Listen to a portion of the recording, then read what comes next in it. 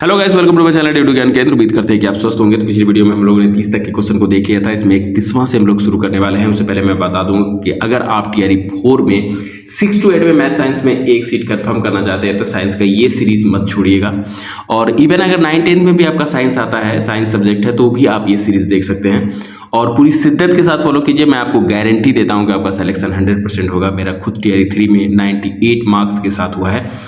तो चलिए शुरू करते हैं।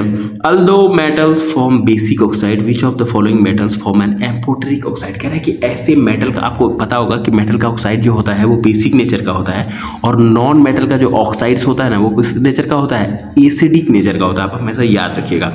लेकिन कह रहा है कि एक ऐसा मेटल का बताइए जिसका कि ऑक्साइड एम्फोटेरिक नेचर का होगा। तो आपके दिमाग में ये आएगा कि एम्फोटेरिक, पहली बात तो होता क्या है? एम्फोटेरिक एक ऐसा कंपाउंड है जिसका ऑक्साइड जो है वो एसिडिक और बेसिक दोनों नेचर से वो करेगा। जब किसी का ऑक्साइड एसिडिक भी हो, बेसिक भी हो, तो उसको हम लोग कौन सा कंपाउंड बोलेंगे? तो एम्फोटेरिक कंपाउंड बोलेंगे। तो यहाँ पे जो एल्यूमिनियम है, ये आपको याद ही करना पड़ेगा कि एल्यूमिनियम का जो ऑक्साइड है Al2O3, ये एम्फोटेरिक नेचर का होता है। आपको डायरेक्ट क्वेश्चन आएगा कि which of the following oxide is amphoteric in nature, तो आपको लिख देना है Al2O3। ठीक है, तो बढ़ते हैं 32 नंबर क्वेश्चन की तरफ। देखिए क्या कह रहा है। Generally non metals are non conductors of electricity, which of the following is a good conductor of electricity. कह रहा है कि नॉन मेटल्स जनरली देखा गया है कि वो नॉन कंडक्टर्स होते हैं, पर ऐसा एक आप नॉन मेटल बताइए जो कंडक्टर है। तो ग्रेफाइट है। आप बोलिए कि ग्रेफाइट क्या है? ग्रेफाइट एक एलोट्रोप्स है कार्बन का। आपको पता होना चाहिए कि कार्बन के 2 एलोट्रोप्स हैं, एक डायमंड और एक ग्रेफाइट। तो ग्रेफाइट नॉन मेटल है क्योंकि ये किसका एलोट्रोप है? कार्बन का। तो इसलिए ये वाला मेरा आंसर हो जाएगा। तो चलिए 33 नंबर क्वेश्चन देखते हैं। 33 नंबर क्या कहता है कि electrical wires are coating of insulating material, the material generally used is. आप जो घर में वायर यूज करते हैं उसके ऊपर एक मटेरियल देखे होंगे लगा होगा, नंगा वायर आप छूइएगा तो भगवान को प्यारे हो जाइएगा।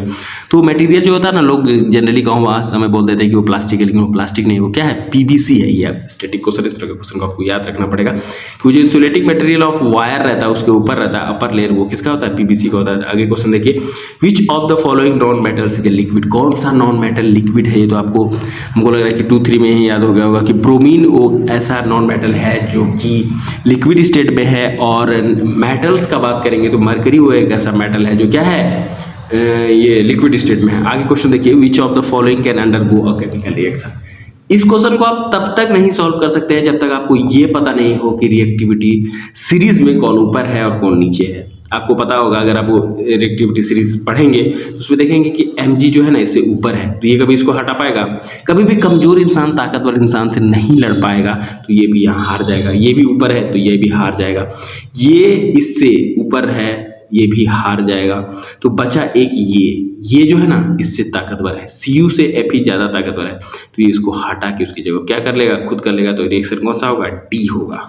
उसके बाद जो उस चैप्टर में क्वेश्चन बचता है वो लेंदी है और ऑब्जेक्टिव टाइप क्वेश्चन नहीं है, वो नहीं आएगा। तो हम लोग नया चैप्टर शुरू करेंगे, carbon and its compound. Carbon के बारे में पढ़ेंगे। तो पहला क्वेश्चन देखते हैं, carbon exist in atmosphere in the form of. Carbon किस फॉर्म में एटमोस्फेयर में एग्जिस्ट करता है?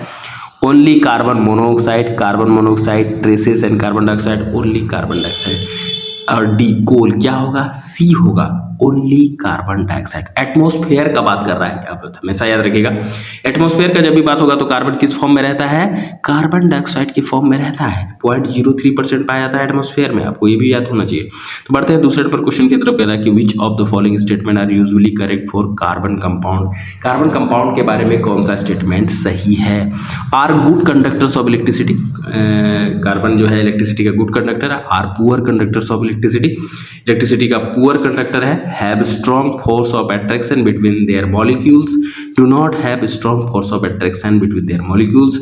तो हमारा आंसर डी है, यानी कि दूसरा और चौथा उसके स्ट्रॉन्ग फोर्स ऑफ अट्रैक्शन नहीं होता है और पुअर कंडक्टर ऑफ इलेक्ट्रिसिटी होता है। देखिए तीसरा नंबर क्वेश्चन क्या कह रहा है? A molecule of ammonia. Ammonia का पहले तो आपको फॉर्मूला याद होना चाहिए। क्या है फॉर्मूला? NH3 है, हैज।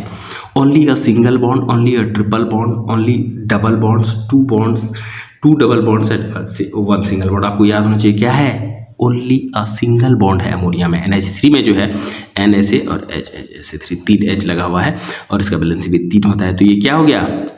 सिंगल बॉन्ड के साथ जुड़ा हुआ है। देखिए चौथा नंबर क्वेश्चन क्या कह रहा है कि Buckminster fullerenes is allotropic form of Buckminster fullerenes. Allotropic form किसका है? कार्बन का है। कंठाग्र कर लीजिएगा, डायरेक्ट क्वेश्चन पूछ देगा। बकमिंस्टर फ्लोरेंस जो है वो किसका एलोट्रोपिक फॉर्म है? तो किसका है? कार्बन का है। आपको याद होना चाहिए। तो देखिए अगला क्वेश्चन क्या करेगा, which of the following correct structure of isomer of butane. Butane का पहले आपको फॉर्मूला पता होना चाहिए, क्या होता है? C4H10 होता है, ठीक है। उसके बाद आपको पता होना चाहिए आइसोमर्स। आइसोमर्स ऐसे इसको कंपाउंड को कहते हैं जिसका मॉलिक्यूलर फार्मूला क्या होता है? सेम होता है। तो यहाँ पे देखिए ब्यूटेन 1 2 3 4 ये N ब्यूटेन है, और यहाँ पे ये तीसरा आइसोब्यूटेन है। तो मेरा आंसर क्या हो जाएगा? 1 और 3, ठीक है। उम्मीद करते हैं कि ये वीडियो आपको पसंद आया होगा। अगर पसंद आया है तो वीडियो को लाइक कीजिए, चैनल पे नए हैं तो भाई के चैनल को सब्सक्राइब कीजिए। मिलते हैं नेक्स्ट वीडियो में, तब तक अपना और अपने परिवार का ख्याल रखिए। जय हिंद।